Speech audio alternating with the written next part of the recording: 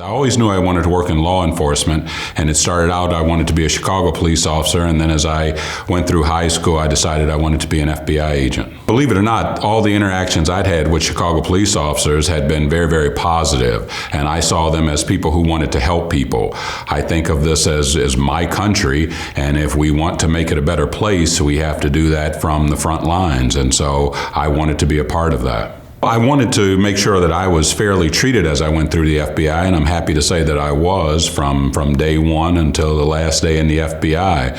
I always thought that if my race represented a problem for somebody, it was going to be their problem, not mine. And that's just the way I conducted myself. I tried to work hard, I tried to do the right things, and I tried to be rewarded for that work. I felt supported from the first time I was in my first RA.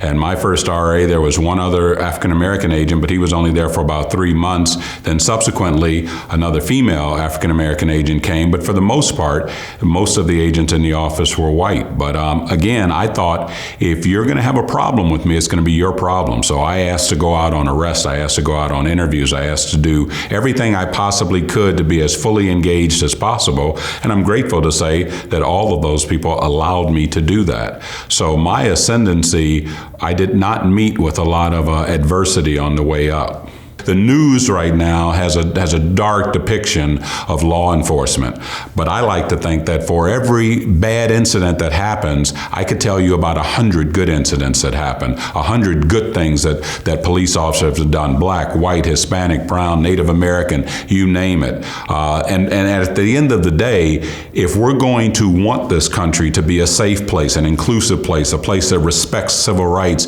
and all the legislation that was passed in 1968, then we have to be a part of that. You can't be a spectator and say, okay, when the attitude and when the environment gets right and receptive and embraces me, then I'll come in. Now you've got to come in and make it that kind of environment.